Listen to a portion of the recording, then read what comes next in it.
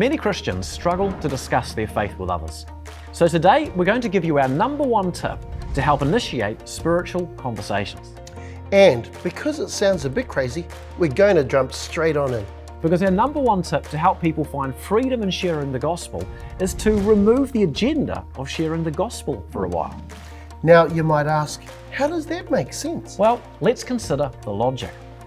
The reason spiritual conversations are difficult for some of us is because we're aware that we're trying to sell them something to someone who might not want to hear it.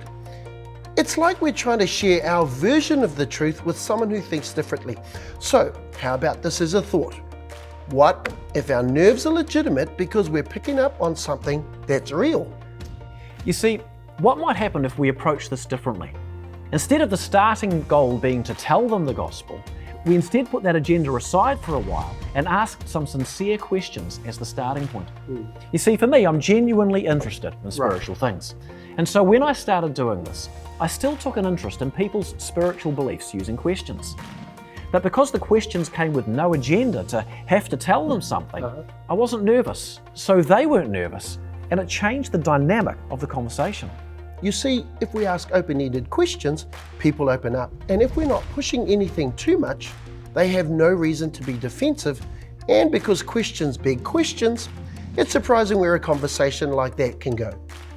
For example, a hitchhiker replied to a question I once asked by saying, "I'm not really interested in religion."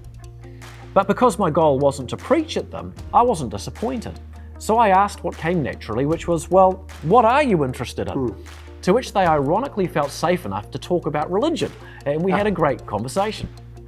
In another similar conversation, when a guy said, "I'm not interested in religion," I once simply quipped back and said, "Why is that?" Because I was genuinely interested, and because he could tell I didn't have an agenda, we had a great conversation. Which is to say, the freedom of the conversation has a lot to do with the dynamics of the conversation. If we want conversations to be open and real, we can't start with an agenda like a salesperson. Instead, we need to ask authentic questions and let the conversation take its natural path. Give us an example of this, Dave. I was on a plane one day, and the guy sitting next to me and I introduced ourselves. And he discovered I was in Christian ministry and simply said, "I don't really want to talk about religion," which was fine with me, so we talked about other things. After a few minutes, he said, "Hey, what do Christians think about this?"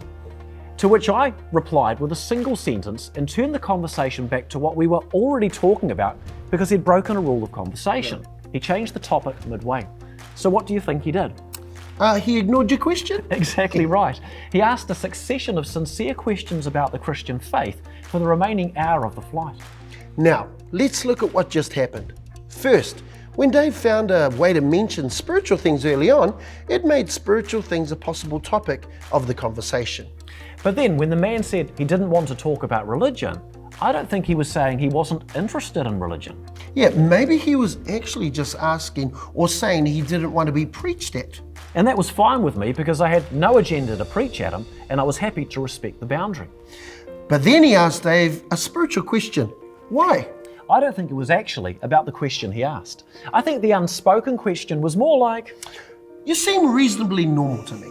Can you talk about spiritual things without having to say everything at once and without always having to be right?" To which my one sentence reply was intuition kicking in. It was a way of saying, "You can lead the conversation. I won't push anything." To which his unspoken reply was, "Well, thanks, because actually I've got a lot of questions." And I quickly had the impression he'd been waiting years to ask them. You see, if we look at Jesus' conversations in the Bible, the approach he modeled was this. He asked questions with an ear open to the Spirit. There was no one formula or script. And every conversation was different because every person was different. Exactly. And that's really all we're saying. If you find spiritual conversations difficult, why not try putting your agendas aside for a while? That's right. Try to understand what they believe. Ask sincere questions because questions beg questions. And with this approach, I've found that opportunities do open up. Hey, we hope this helps.